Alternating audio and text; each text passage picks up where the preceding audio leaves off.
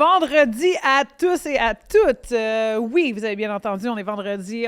On aimerait s'excuser parce que notre épisode extra a dû être repoussé. C'était de ma faute. J'avais une grosse journée vendredi, donc il a fallu que je quitte grosse rapido. Soirée. Ouais. Grosse soirée. Rapido presto. Il y avait le match de la LPHF, il y avait ces choses-là, puis il neigeait. Donc la température m'a fait chier, on va le mettre comme ça. Et il a fallu Il neigeait, il y avait un feu aussi, fait Ouais. que le pont venait d'être Il y avait ouvert. pas mal de trafic, donc anyways, on n'a pas pu enregistrer directement après, mais on est très, très, très contente d'être ici en ce vendredi pour enregistrer justement l'extra, répondre à toutes vos questions, puis glisser un petit mot sur la game, mais on veut vraiment garder le côté éditorial ou analyse pour la semaine prochaine. C'est comme un amuse-gueule, un avant-goût. Ouais. C'est un amuse-girl parce que moi, quand je suis rentrée dans le studio d'RDA, c'est que j'ai vu l'alignement.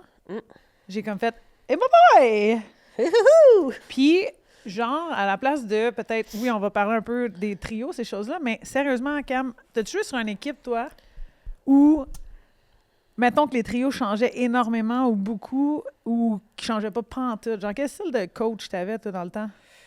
Je pense qu'à travers, j'ai eu un peu les deux. Mais, tu sais, après ça, rendu universitaire, c'est quand même assez constant. Tu sais, t'as des petits changements qui arrivent, Ouais. des blessures, des fois des performances qui font en sorte que...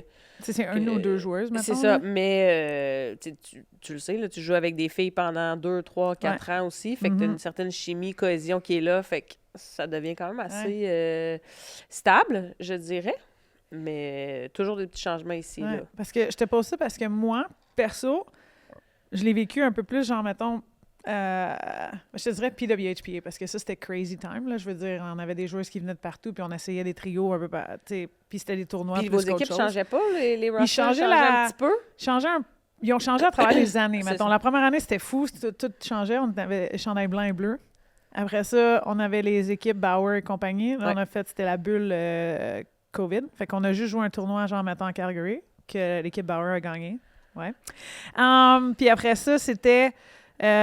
Montréal avait une équipe, c'était Harvey's, tu sais, mettons, mais c'était l'année olympique, en 2022, mettons, 2021-22. Fait qu'il n'y avait pas les joueuses étaient centralisés, mettons, à l'Olympienne, fait qu'on a gardé le rythme à y aller. Puis c'était plus par région, genre, whatever ce qui était, puis il y avait 6 groupes. Puis après ça, après les Olympiques, là, ça a été vraiment différent parce qu'on est tombé à, mettons, les 6 régions à 4 équipes des best on best. Puis là, ce qui arrivait, c'est que à la place de... Dans l'espèce de conception de cette idée-là, c'est que au début, ils nous suggéraient, OK, ben on va prendre 23 filles de Montréal, 23 filles de Toronto, on va... Puis là, à chaque fois qu'on avait la discussion, la fois que moi, j'ai fait « mais c'est pas fair », j'ai levé ma main puis j'étais comme « OK, ça n'a pas d'allure parce qu'à Toronto, il y a beaucoup plus de filles. T'as genre une quarantaine de joueuses. À Montréal, t'en avais une trentaine. À Calgary, t'en avais 8. » Puis là, il essayait de, tu sais, comme combler les spots de plus. Fait que tu sais pas qui... Fait que j'étais comme, on arrête de faire ça. Je pense qu'on devrait faire... on met toutes les joueuses dans un baril, chapeau. Puis vous décidez qui va où, mais on représente 4 équipes, puis on s'entraîne où ce qu'on s'entraîne dans nos marchés. On n'a pas besoin de déménager ou rien de ça, mais quand on se présente dans les matchs, des week-ends ou whatever, les Secret Dream Gap Tour, pour ceux qui nous ont suivis depuis ce temps-là, c'était notre équipe. Fait que tu sais, on jouait avec le Team Harvey's qui était formulé de joueuses qui venaient de Calgary, de Boston, de Toronto, de partout, mais tout le monde avait un devoir de s'entraîner et d'être en shape pour jouer. Fait que tu sais, les trios dans ces années-là, c'était un peu... ça changeait pas mal, n'empêche que tu avais toujours comme... Je pense qu'il avait mis Poulain, Clarkey, Eldridge ou Poulain, Clarkey ensemble tout le temps, un peu, en tout cas. Puis, ça jouait pour Adidas. Genre, on était tout un peu répertoriés un peu partout, puis tout ça. Puis, le concept que moi, je trouvais un peu chiant avec ça, c'est que c'est dur, justement, d'établir les chimies, d'établir les combinaisons, les ci, les ça. Mais quand tu es dans une équipe qui joue un peu comme la Victoire, qui joue comme... Avec le même roster, techniquement, il y a une ou deux joueuses qui vont changer ici et là. Ça me fait penser à quand on jouait universitaire ou professionnel. Tu es toujours avec, genre, les mêmes 6 joueuses, admettons, on va le mettre de même, là, qui sont dans ta catégorie ou dans le rôle que tu vas jouer dedans, que ce soit le 1, 2 ou 3, 4 trio. Puis là, je trouve que, Christy, des fois, on change les trios vraiment rapidement, puis ça permet, tu sais, que ça soit au milieu de la période ou que ça soit ta 13e qui retombe sur le premier trio ou que ça soit... Je trouve que on n'aide pas nos joueuses à créer une combinaison puis une chimie. Puis moi, personnellement, quand j'étais dans ces souliers-là, c'était extrêmement difficile de s'adapter à une nouvelle joueuse à chaque 2 chiffres, mettons. Oui. Mais c'est sûr que dans la game en tant que telle, ça peut... Ça devrait pas, mais ça va te déstabiliser, peu importe. Mais je trouve quand même que, tu sais, en pratique, tu sais, quand tu fais des répétitions, oui, des fois, tu y vas avec ta ligne, mais après ça, tu fais d'autres mais c'est là que d'autres tu peux voir exercices. peut-être des petites connexions entre 2 ou 3. Fait que des fois, je me dis, c'est peut-être des petits flashs qu'ils ont vus pendant les pratiques entre certaines joueuses. Puis là, tu te dis, dans l'espace d'un match, tu réagis, puis tu te dis, crème, on va l'essayer pour voir de quoi ça a l'air. Mais tout ça pour dire que c'est sûr qu'il y a eu beaucoup de changements pour le match de la victoire mercredi soir contre puis des contre changements, le Frost. tu sais, des changements un peu extrêmes aussi, là, tu sais, je veux dire... Extrême ou surprenant? On va mettre comme ça. Je comprends qu'on a essayé de splitter Poop et Stace pour essayer de générer quelque chose sur le deuxième trio, ce qui n'a pas fonctionné du tout. Puis si on va en revenir, je ne veux pas rentrer dans l'analyse, je m'excuse. Mais, tu sais, en même temps, est-ce que je trouvais que c'était dur de suivre un peu ou d'essayer de générer de l'action en général, cette game-là? Là. Ben, je peux pas dire à la suite du match que le constat est favorable pour les changements de trio qu'il y a eu. Mettons, analyse très rapide. C'est bon constat. C'est bon constat. Très rapide du match. Je m'attends à voir d'autres combinaisons, mettons. Ouais, c'est un bon point. Puis, tu sais, des fois, je trouve qu'on met peut-être des joueuses dans des boîtes, puis on les laisse dans cette boîte-là. On n'est pas capable de la sortir de cette boîte-là pour essayer de... Ouais. Elle te donne de l'effort. Fais comme Martin Saint-Louis. Je vais le ramener, là. Bolduc jouait bien. On lui a donné 2-3 chiffres avec le premier trio. Parfait. Qui joue bien, qui t'en donne, donne-leur une shot en haut ou whatever, puis voit qu'est-ce qui peut arriver. Je sais qu'on l'avait fait avec Dubois dans le temps, l'année passée ou l'autre d'année. Je pense que la belle mérite un peu de love à m'amener, là, en quelque part. Je veux dire, c'est elle qui est une des plus constantes dans ses façons de performer avec le premier trio. Ouais. Je sais pas, c'est des petits détails que des fois je me dis, OK, on s'entête peut-être à essayer de mettre des joueuses dans des cases qui, malheureusement, ne fonctionnent pas en ce moment. Puis, ils peuvent peut-être essayer un autre rôle, puis ils vont mieux performer dans ce rôle-là, mettons. Effectivement. En tout cas. Fait que ça nous amène peut-être un peu à la première question de notre amie Marilyn Girard. By the way, merci de nous avoir écrit. Tout le monde, on a les questions, tout. On va essayer d'y répondre. Marilyn qui a envoyé une question via Instagram. C'est une question drôle, le fun. On n'est pas obligé de s'entêter dans ça, mais pourquoi Chevry fait autant jouer Greg, selon vous? Ah, puis des fois, moi, il y a des questions que j'ai vues, j'ai fait très bonne question. Très bonne question pour vrai. La question, pourquoi? Effectivement, je suis très d'accord. Bonne question. Pourquoi? Très bonne question. Je pense que c'est Isabelle, Isabelle, ma collègue à RDS, qui l'a dit en ondes, qu'elle était surprise qu'on la faisait jouer autant, puis qu'elle n'est pas nécessairement impressionnée par son jeu, mais qu'on continue de vouloir l'avoir là. Bon, Greg vient avec un jeu un peu assez simple. Elle suit vraiment à la lettre ce que le système lui dit de faire, que ce soit de sortir vraiment la rondelle à chaque fois, peu importe s'il y a une joueuse ou pas en avant ou peu importe ce qu'il y en est. La rondelle sort, mais elle retombe souvent dans les mains de l'autre équipe, ce qui est correct. En tout cas, tu t'enlèves de la pression dans la zone défensive. Sauf que des fois, je me demande si c'est la bonne joueuse à mettre aux côtés de certaines autres joueuses qui ont une intelligence hockey peut-être un peu plus développée ou mature. Une expérience hockey, mettons-le comme ça. Ben moi, c'est un peu ce volet-là que j'ai de la misère avec Greg. C'est pas une question d'habileté. Non, elle les a, elle est rapide. Elle a les habiletés. Ouais. C'est plus une question de... Tu sais, le hockey, on n'arrête pas de le dire, tu lis le jeu devant toi, t'anticipes ce qui va se passer. C'est vraiment du read and react, comme on dit.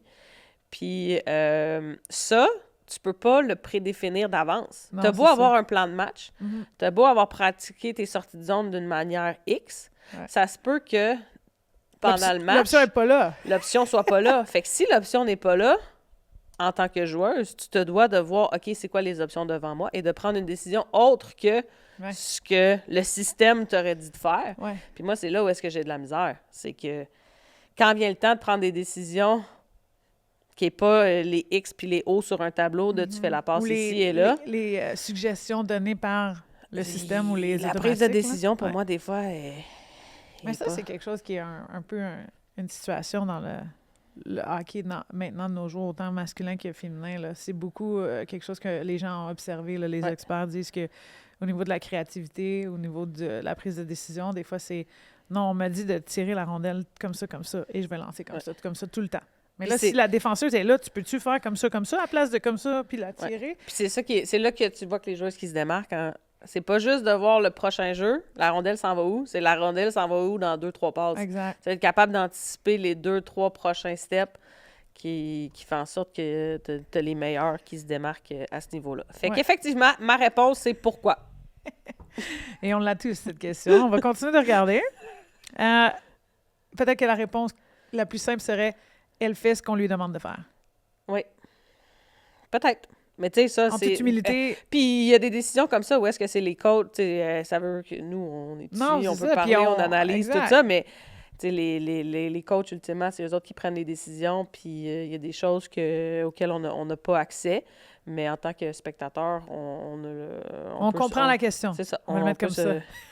Qui nous amène à une question un peu similaire, mais par rapport à la game du 18 janvier, où était Dubois dimanche le 18 janvier et pourquoi avoir préféré... c'était marqué ici Craig, mais j'imagine qu'on parle encore de Greg. Oui. Mais des fois, il y a des situations, encore une fois, il y a peut-être des informations qu'on n'a pas, blessures, peu importe ce qu'il y en ait, connexion sur les pratiques. Celle-là, c'est un peu intéressant parce qu'on a habillé Irving comme 13e attaquant, je crois. Puis dans le fond, Dubois n'était pas habillé. Là. Non, elle a vraiment 0. été laissée de côté. Ouais. Selon les informations qu'on a eues. Oui, elle était scratch. Il y avait pas de... Ils sont pas obligés de nous dire pourquoi. Ils disent juste cette joueuse-là, elle a été laissée de côté. Oui, puis des fois, c'est des éléments. Est-ce que la game d'avant, bon, il y a eu des scénarios où les coachs ont été un petit peu déçus de certains jeux. Je me souviens pas de quelque chose de flagrant, pour être honnête. Est aussi utilisé dans un scénario de 4e trio. Est-ce qu'on voulait essayer quelque chose d'autre, vu que Lundblom est revenu, vu que... T'avais Jade aussi, Landry qui est revenu. Ces deux joueurs, c'est un peu le même principe avec le puzzle, le casse-tête un peu qu'on doit décider qui reste, qui sort, qui connecte avec qui le plus. On a clairement décidé que, bon, Greg, potentiellement, rapidité, vitesse avec Willoughby, il faudrait faire l'affaire. Puis là, après ça, ben écoute, on a rhabillé Dubois dans la dernière game. Mais tu sais, justement, dans des games comme ça, il y a tout le temps la notion aussi de, en tant que coach, je pense que tu veux pas non plus laisser tes mêmes joueuses de côté constamment plusieurs games de suite non plus. Exact. Fait que ça fait en sorte que des fois, tu les ramènes dans l'alignement, puis malheureusement, il y a quelqu'un qui doit être sorti pour une game ici et là. Fait que tu sais, dans ce cas-ci, Dubois est copé, puis Irving a été ramené dans l'alignement puis à ce ça match-là. a été promu au premier trio, puis ça a flippé aussi la switch parce que pendant la partie, on a fait des changements. Mlinkova s'est ramassé là aussi, puis une coupe. Mais c'est exactement ça. Puis en autant que il y a eu de la communication entre l'athlète et les coachs et que ça a été expliqué, autant dans la Ligue nationale, ils font ça, que si dans la LPHF, ils le font pas, ils devraient le faire. C'est juste une simple communication à dire « Voici ce qu'il y en est, voici où ce qu'on s'en va, on a besoin de faire jouer so and so. » Parce qu'en tant que joueuse, tu veux savoir un peu le pourquoi, parce que tu veux savoir si tu as des éléments sur lesquels tu dois travailler, si c'est une question d'effort, si c'est une question de certains aspects de ta game sur lesquels tu dois être meilleur. Fait qu'en tant qu'athlète, tu veux le savoir parce que tu veux te donner la chance de pouvoir mettre les efforts là-dedans et revenir dans l'alignement le plus rapidement possible. Fait que tu sais, si tu te fais laisser de côté puis tu sais pas pourquoi, bien, après ça, c'est là où est-ce que ça devient plus difficile, je pense, en tant qu'athlète, à accepter versus d'avoir une bonne communication, de savoir pourquoi, puis de pouvoir travailler sur ces éléments-là pour revenir, puis avoir la confiance des coachs. Avoir les prochains steps, mettons, de comment regagner la confiance, des fois, c'est simplement ça. Là. Mais Exact.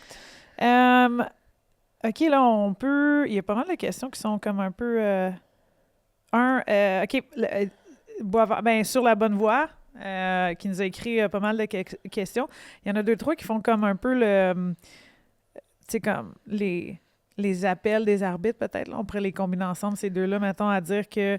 Bon, ta première question, by the way, sur pourquoi Dubois a pris la pénalité de Abby Rock pour le 5 minutes qui ont eu là, quelques matchs de ça, quelques semaines.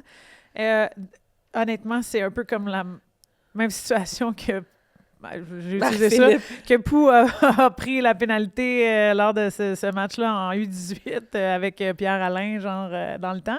C'est un simple choix que des fois, tu peux choisir quelqu'un qui est sur le banc, quelqu'un qui peut-être ne joue pas autant sur le désavantage numérique ou n'est pas utilisé dans des situations que tu aurais besoin pendant ces 5 minutes-là, admettons, autant qu'une autre. Fait que si tu es capable de choisir une joueuse, tu as choisi.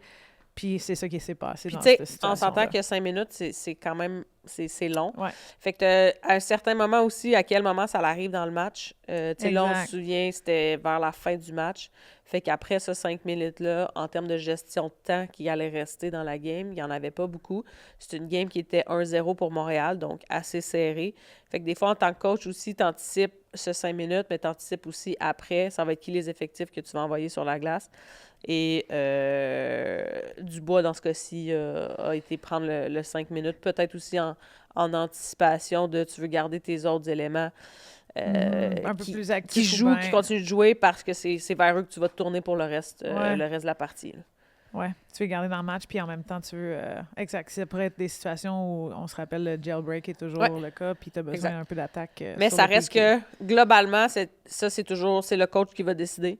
Donc, c'est vraiment le coach qui prend la décision de venir dire toi, tu t'en vas prendre la punition. Puis, en tant qu'athlète, tu acceptes puis tu le prends pour l'équipe. Oui, exact. C'est pas le fun, mais tu le prends pour l'équipe. Tu n'as pas le choix, mettons. C'est ça. Il n'y a pas une raison, c'est défini avant match non plus. Là. Ouais. Ça se fait live dans le game. Puis, t'as un peu en tant que coach, là, on l'a fait, tu as un peu tes joueurs que... Habituellement aussi, là, ça, on a des arbitres qui nous suivent, là, on a eu des questions, vous autres. Dépendamment de la pénalité aussi, il y en a qu'il faut que tu choisisses les gens qui sont sur la patinoire, puis il y en a d'autres, tu as le choix, ça je pense, vu que c'est une majeure, tu as le choix de choisir justement quelqu'un qui n'était pas sur la patinoire. Fait que c'est pour ça qu'elle a été choisie. Mais dites-moi si je suis dans le tort ici, là-dedans.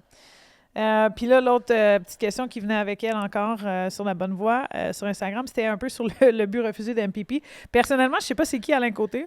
Je suis un peu poche là-dedans, mais la question est, le but refusé à MPP du 18 janvier 2026 deviendra-t-il aussi célèbre que le but d'Alain Côté?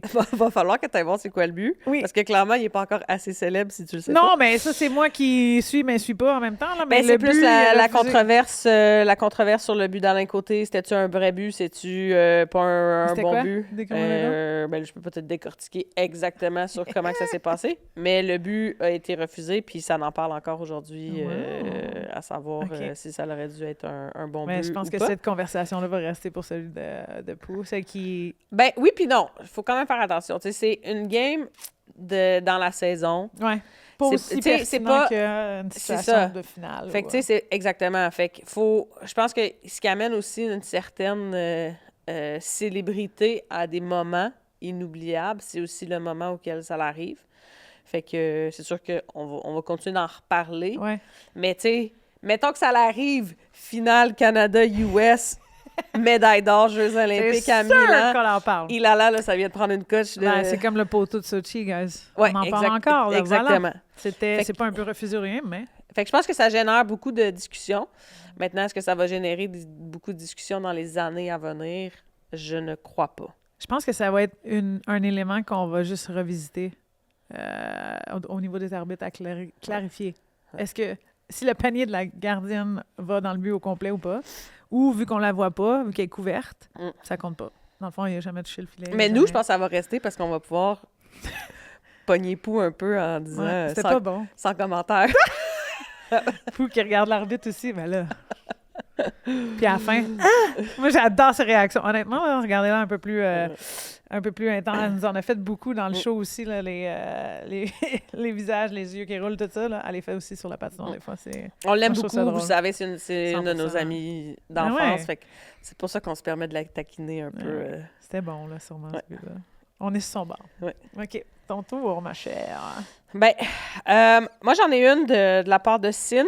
Ouais. Qu'est-ce que les joueurs se disent sur la glace? Que vous disent les arbitres, etc.? Fait que, tu sais, avec ton background d'athlète, je pense que ça en est une bonne en plus parce que tu étais quand même une personne qui aimait ça jaser. Oui, mais je disais de la merde plus que chirper, genre solidement avec des bons chirps. J'avais des coéquipiers qui étaient vraiment drôles. Moi, je suis plus une yappeuse, là, genre, ils disent de quoi je réponds, c'est sûr et certain. Ouais. Ou, genre, En tout cas, c'était tout le temps des affaires probablement en anglais aussi. Ben, des fois, c'est un peu une game d'essayer de déstabiliser l'adversaire un petit peu. C'est sûr que c'est beaucoup des joueuses qui se connaissent énormément. Fait que je pense qu'il y a un certain niveau de... amical aussi, des fois, dans les commentaires qui se passent. Puis, tu sais, ce qui est le fun aussi, c'est qu'il y a certaines games, tu vas avoir des joueuses qui vont avoir un micro sur elles. Fait que tu es capable d'avoir la vision sur, justement, pendant une game, tout ce qui peut se dire. Oui. Ben, ça serait dans... Ouais, ceux-là sont le fun parce que tu vois un peu le... Mais c'est sûr qu'ils ne montent pas toutes, là. Ben non. C'est sûr. C'est sûr et certain. Parce qu'il y a des choses, des fois, dans le feu de l'action, il y a des trucs comme qui Abby Rogue qui a été micée, la game qu'elle s'est faite suspendre. Ils ont monté quelques extraits. Je suis pas certaine qu'ils ont toutes montré sa réaction. Genre que, tu sais, quand un appel se fait, ben, c'est sûr que tu chiales, là. Ouais.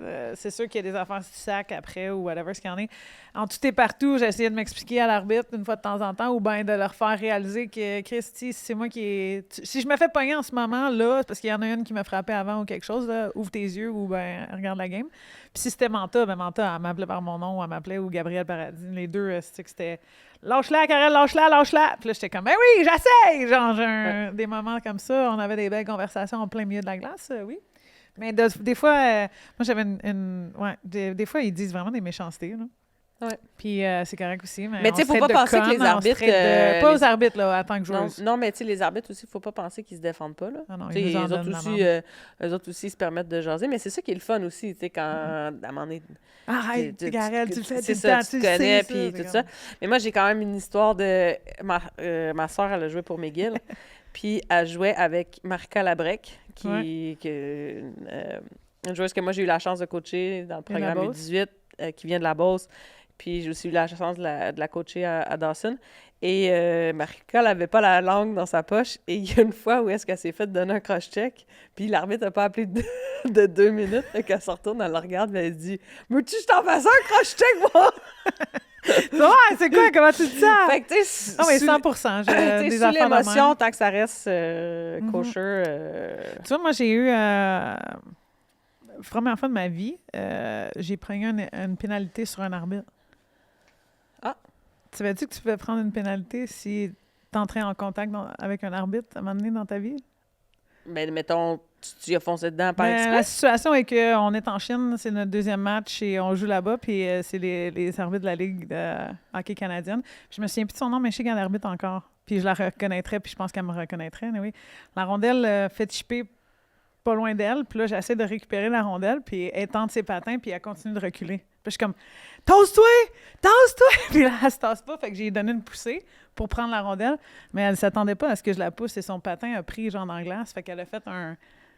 Ouais, puis j'ai pogné un 2 minutes rudesse. Ben là, je comprends, tu l'as poussé. Un boarding sur un arbitre, mais j'étais comme... Oui, mais tasse-toi, puis je voulais pas, puis c'était une situation où je voulais juste la rondelle, l'intensité est venue, puis là, j'étais comme « Aïe, je savais pas que tu peux prendre un 2. Ben, tu l'as poussé.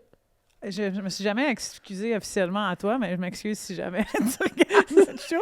Parce que c'était vraiment pas voulu. Je voulais juste la rondelle, puis étendre tes patins, puis là, je te disais de te tasser, mais il s'en allait en échapper si tu te tassais pas. Ouais. Là, c'est sûr qu'un classique que tout le monde a dû dire sur un arbitre, c'est si jamais ils sont dans le chemin, là, soit qu'ils ont bloqué la rondelle avec leurs patins, ou soit qu'ils sont dans le chemin par rapport à où est-ce que tu venais. Ça, il y a toujours un petit call qui se dit par rapport à l'arbitre. On s'excuse d'être arbitre. Mais il faut comprendre aussi que l'arbitre a... Tu sais, on parle de rapidité du jeu. Eux autres, ils ont la même rapidité devant eux pour se déplacer puis se changer de place. Puis des fois, là, tu peux être coincé où est-ce que tu as du monde à ta droite, tu as du monde à ta gauche, tu as du monde devant toi, puis tu es un peu pogné à rester là où est-ce que tu es. Mais ça génère toujours des petits calls aux arbitres, c'est sûr. Des calices, des toast-toi, sacrément. Ouais. Mais devant le filet, c'est souvent là que ça arrive, by the way. Comme un peu le bisbee qui s'est passé à New York, là, c'est sûr qu'il y a eu de la merde qui s'est dit. Ouais.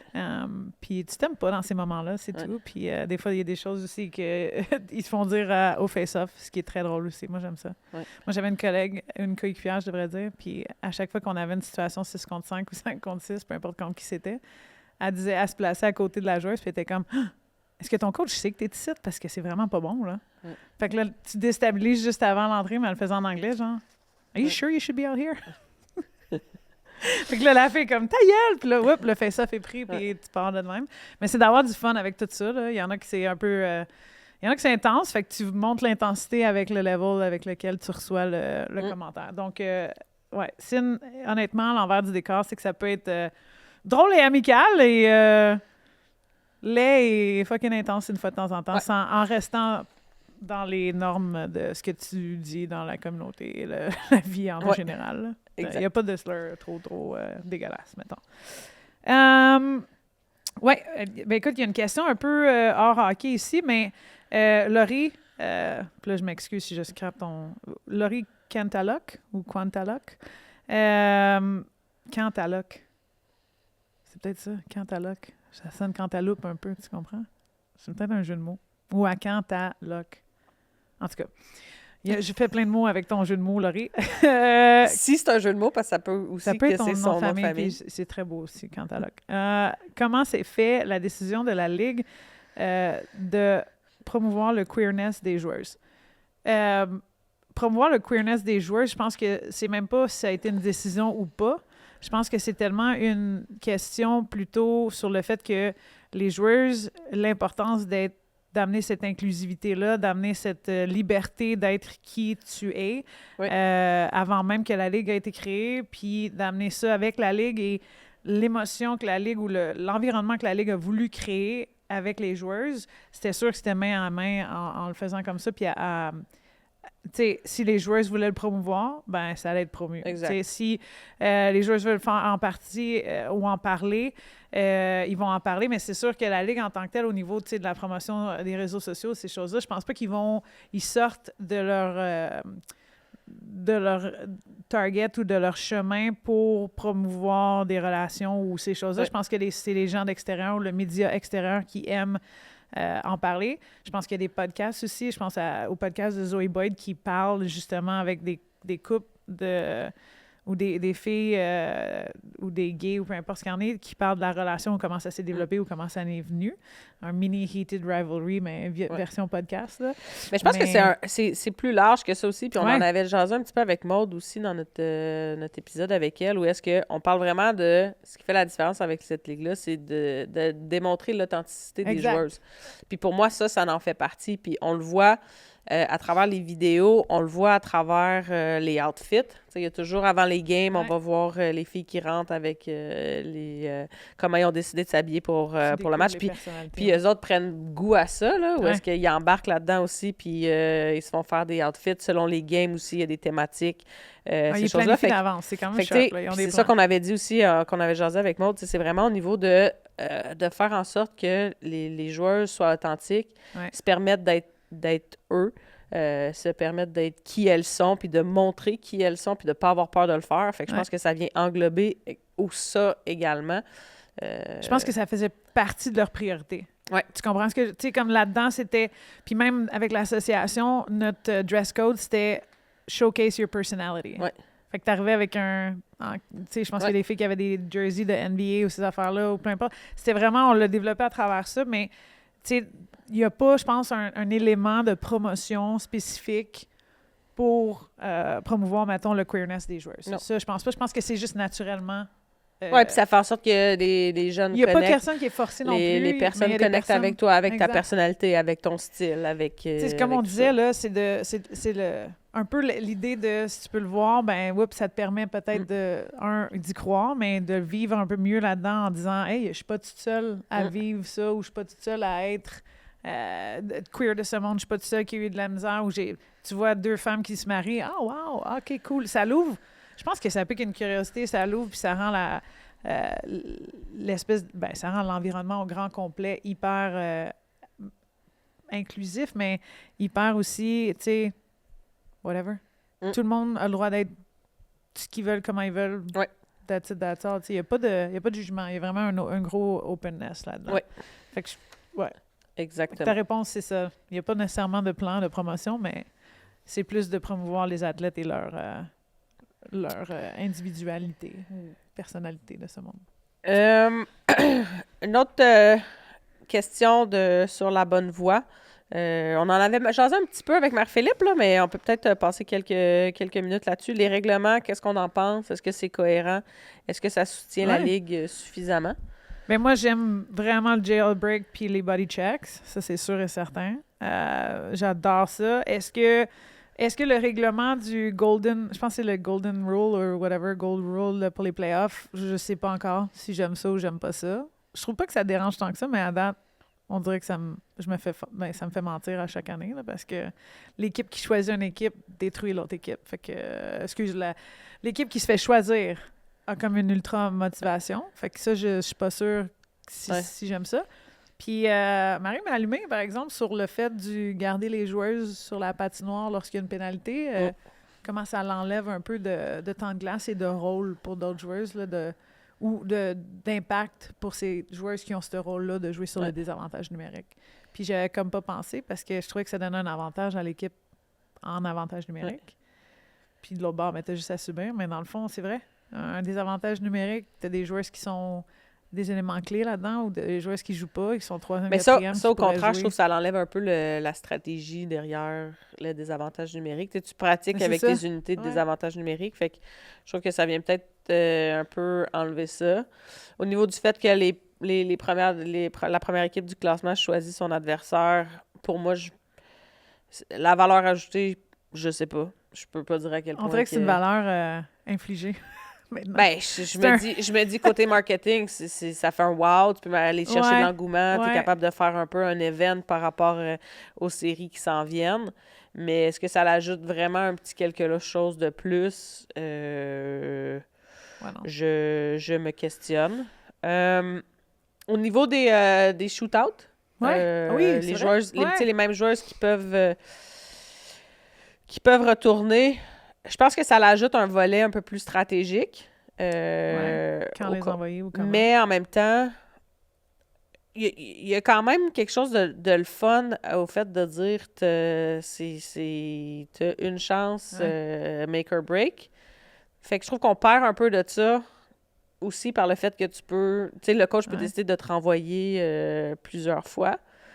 Fait que je sais pas trop, on dirait que je suis comme un peu ambivalente sur ça-là. On dirait que en tant que joueur, j'aimerais ça, puis j'haïrais ça. Ben c'est ça, c'est tout le temps un peu... On dirait que je serais comme, hey, là, je l'ai manqué, est-ce que Chris m'appelle? Tu comprends? Ouais. Je veux pas retourner, là. Mais t'as quand même un peu probablement le volet de compétition de « Ah, mon Dieu, je l'ai manqué, je veux y retourner pour justement, tu sais, me racheter. » Ça dépend de la game, mettons. Mais c'est ça, je sais pas, on dirait que... Tu sais, l'autre affaire aussi, c'est comme, je le regarde un peu plus d'un point de vue outsider, mettons, t'as quand même un groupe de 24 filles ou 23 filles qui est habillé, puis tu seras juste une fille. Il y a quelque chose de le fun si tu peux juste y aller une seule fois, puis personne score. Ou tout le monde score. Puis là, tu continues, puis là, tu te retrouves à aller vers le 7e ou 8e joueuse qui score, qui serait jamais allé, qui finalement, il va. Il y a comme tu sais, pense à Rougeau, là, la première année, là, qui aurait dû probablement y aller un peu plus vite, là. Parce qu'elle est sacoche sur les tirs de barrage tout le temps. Ouais. À chaque fois, elle marque. Puis là, elle est allée genre 7e ou 8e, boum. Mais je trouve ça le fun. T'sais, moi, je trouve qu'on perd un peu de ce spectacle-là. Je le ramènerais. Moi, je le ramènerais, ça, je pense. Puis ça veut pas dire que ça peut pas aller en 7e ronde de tir de barrage. C'est juste que t'auras pas la 7e joueuse qui y va, puis qui sort un peu de... Personne ne s'attendait à l'avoir. Puis là, boum, c'est elle qui score, puis la foule est en délire. Tu sais, en même temps, c'est un jeu sport d'équipe. Fait que mets-en le plus possible d'un tir de barrage versus une ou deux, là. Parce qu'il y a une pression. Finalement, je change ma réponse. Voilà. Moi, j'irais avec une joueuse une seule fois, tu peux y aller. On changerait ce règlement-là. Ah, j'aime ça. OK, dernière 2 questions. Après ça, il faut qu'on close ça, ma chère Camille. J'y vais avec un peu la question de Béatrix Dugas. On avait aussi, c'est vrai, des questions sur l'arbitrage. Je vais la poser après. OK, excellent. Parce que Béatrix Dugas, de Instagram, elle voulait que tu voulais qu'on parle de la suspension. On a comme parlé aussi, je vais juste réitérer, merci, côté francophone de moi, le fait que c'est 4 4 matchs de suspension parce qu'elle a sauté sur la patinoire. C'est un règlement qui est défini dans d'autres ligues aussi. Là, à chaque fois que tu deviens le 6e joueur impliqué, il y a quelque chose qui se passe. On ne sait pas exactement les détails, si c'est suspension de paiement ou pas, ou whatever ce qu'il y en est, mais c'est extrêmement mérité. C'était une décision probablement que les 2 filles se sont touchées de sa part, qu'elle n'a pas pensé à tout le cas, puis vraiment, elle pensait que l'équipe la suivait. Mais elle était seule finalement. Donc, 4 matchs de suspension pour avoir joint le jeu, étant la 6e joueuse sur la patinoire. C'est sûr et certain, tu es suspendu 4 matchs pour ça. Ouais. Exact. Voilà. Je vais te laisser poser la question sur les arbitres, mais avant, je rappelle aussi que sur le site de Chaos Sport, vous pouvez également aller poser des questions à cet endroit-là aussi. Puis on en a une belle de Jean-Philippe Gaulle. Que pensez-vous de la rétrogradation en D2 de notre ancienne équipe collégiale Dawson? Donc, oui, tes souvenirs sont bons. Les deux, on a joué à Dawson. Yes. Merci de nous suivre comme ça, c'est cher. Donc, que pensez-vous du fait que le D1 collégial va avoir seulement 5 équipes? Parce que le Dawson, qui est rétrogradé, fait en sorte que, là, il était 6 cette année, va être 5 l'année prochaine. N'aurait-il pas mieux fait de faire seulement un seul niveau comme l'universitaire? Est-ce qu'en bout de ligne, on pourrait manquer des joueuses en termes de finissantes des 5 équipes collégiales D1 pour fournir les 5 équipes universitaires? Parce qu'on sait que Québec devient un nouveau marché l'année prochaine, sans compter celles qui partiront vers des universités extérieures au Québec. Fait que très belle question. Tu te lances? Puis très belle question. Puis en plus, ta connaissance au niveau des... en tout cas, chapeau de suivre à ce level-là parce que c'est pas tout le monde qui le fait.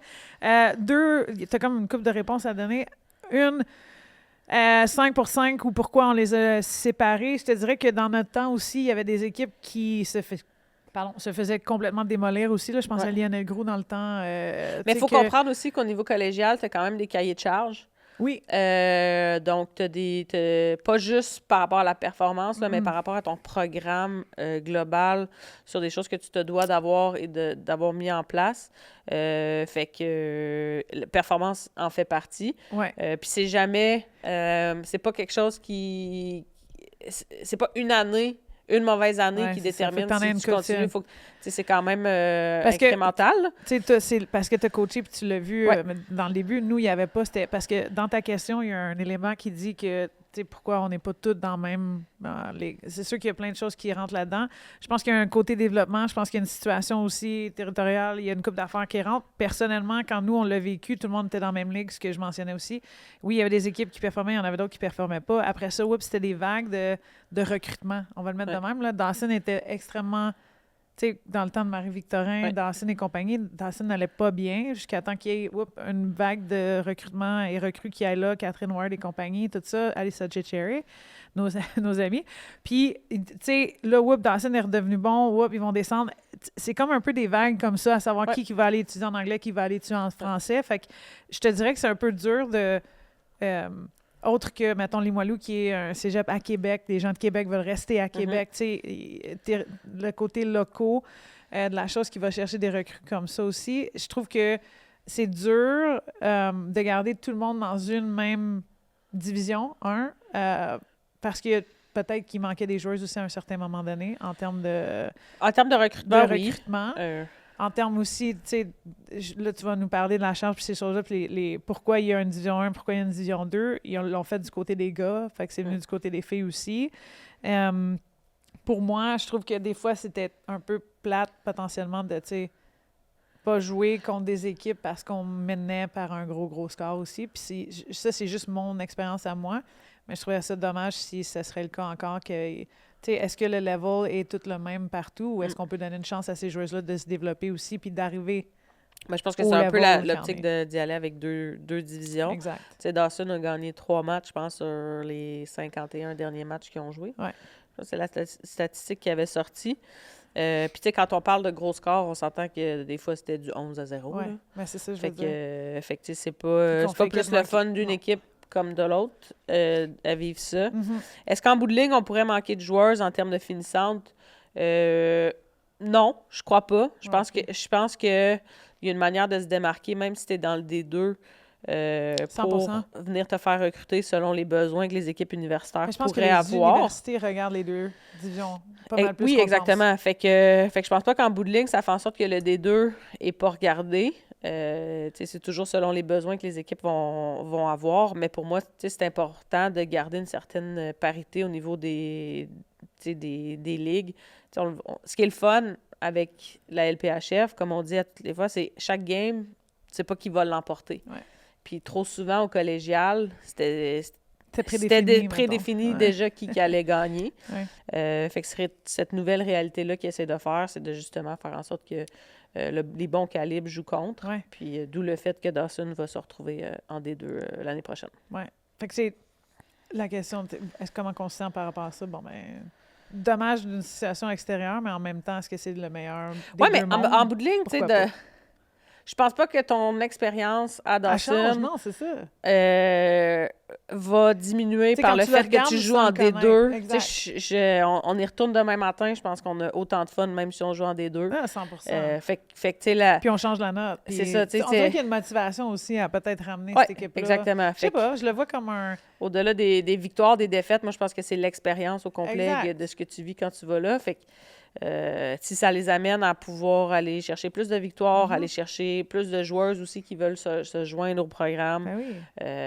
ça peut être positif pour eux. C'est notre premier moment aussi en tant que francophone pour pouvoir apprendre l'anglais. C'est cégep, techniquement. Puis, en tout cas, personnellement, ça nous a servi, vu qu'on est allé étudier aux States. Mais, fait qu'on va continuer de... Je vais te dire la dernière. Okay. Dans le fond, de Alicia Spry. Bien sûr. Inconstance des calls dans un match de hockey, donc inconstance dans les coups acceptés.